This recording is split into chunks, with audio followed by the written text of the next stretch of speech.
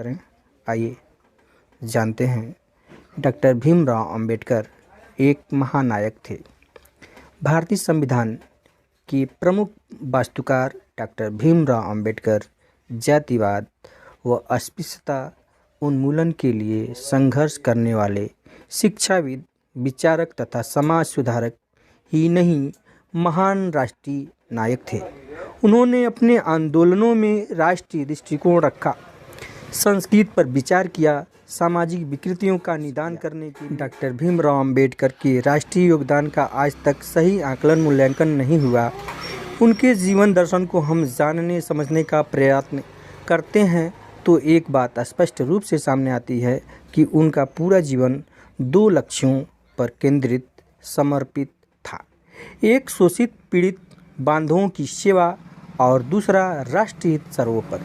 Baba Saheb doctor Bhimrao Ambedkar अपने जीवन काल में सामाजिक और राष्ट्रीय जीवन के अनेक पहलुओं पर कार्य करते रहे।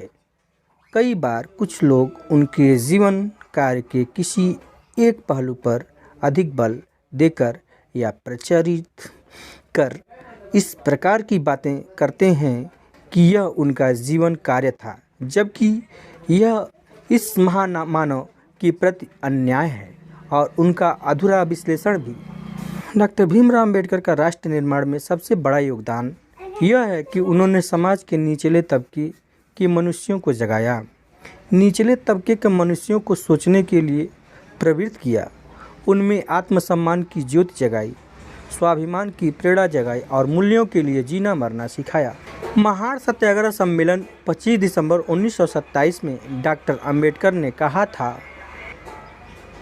अस्पृश्यता निवारण बनाएगा। इसलिए मैं कहता हूं कि सामाजिक सुधार का यह कार्य सिर्फ हमारे हित में नहीं बल्कि देश हित में है। हमें पक्षपात समाज के अमानवीय ढांचे को बदलना होगा ताकि हमारा देश मजबूत हो सके। 1920 से पहले राष्ट्रीय जीवन में यह बात कहीं भी नहीं थी कि समाज के निचले तबके और जाति व्यवस्था के अंतिम पायदान पर खड़े मनुष्य को राष्ट्र निर्माण में सहभागी बनाना चाहिए। ऐसा कोई नहीं चाहता था, मगर बाबा साहब डॉक्टर भीमराव अंबेडकर ने इसे संभव करने के बीज बो दिए। आज वंचित समाज का व्यक्ति राष्ट्रपति, राज्यपाल, मंत्री बन सकता है, विश्वविद्यालय का कुलपति बन सकता है, साहित्य, संगीत, कला, सिनेमा, नाट्य, आर्थिक संस्था, राजनय आदि हर संभव क्षेत्र में निचले तबके के व्यक्ति की पहुंच है। राष्ट्र निर्माण के संदर्भ में इसका क्या महत्व है?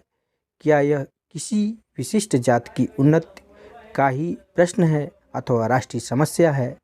राष्ट्र से वंचित करोड़ों लोगों को डॉक्टर अंबेडकर ने राष्ट्र जीवन में सहभागी बनाने की व्यवस्था बनाकर जो राष्ट्र सेवा की है उसका कोई मोल नहीं हो सकता है। भारतीय परंपरा के महान धर्म पुरुष थे डॉक्टर भीमराव अंबेडकर। जाति को लेकर बाबा साहब के विचार ठीक से समझ लेना आवश्यक है। यह मत उन्होंने कास्ट इन इंडिया नामक प्रबंध में भी प्रस्तुत किया है। हिंदू समाज अनगिनत जातियों से बना है, यह बात सही है। यूरोपीय इतिहासकार, समाजशास्त्री इन जातियों को विभिन्न वंश बताते हैं, लेकिन यह सत्य नहीं है, ऐसा बाबा साहब का मत था। बाबा साहब स्पष्ट कहते हैं कि हम एक संस्कृति के सूत्र में बंधे हुए हैं। 1949 में संविधान सभा के आखिरी भाषण में उन्होंने कहा, जातियां राष्ट्र विघातक हैं, जल्द ही हमें उनसे मुक्त होना चाहिए। एक अन्य भाषण में उन्होंने कहा, मेरे विचार में जाति रहित संघ बनकर हिंदू समाज आत्मरक्षा हेतु अधिक शक्तिशाली बन सकता है तो उससे कुछ आशा कर सकते हैं, अन्यथा हिंदुओं का स्वराज गुलामी के गर्त में उतरने का एक पायदान सिद्ध होगा। बाबा साहब ने एक अलग संदर्भ में हिंदू संस्कृति की कड़ी आलोचना भी की। नागपुर में दीक्षा भूमि पर बौद्ध धर्म स्वीकार करते हुए उन्होंने कहा था, मैंने गांधी जी को वचन दिया था कि हिंदू धर्म छोड़ते और नए धर्म को स्वीकार करते समय मैं इस देश की संस्कृति को कम से कम आहत करने वाला मार्ग चुनूंगा।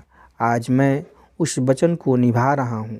इतिहास में मुझे विध्वंसक के नाते पहचाना जाए, ऐसी मेरी इच्छा नहीं है। बाबा साहब जिस प्रकार संविधान के शिल्पकार हैं, उसी प्रकार वे भारतीय परंपरा के महान धर्म पुरुष हैं।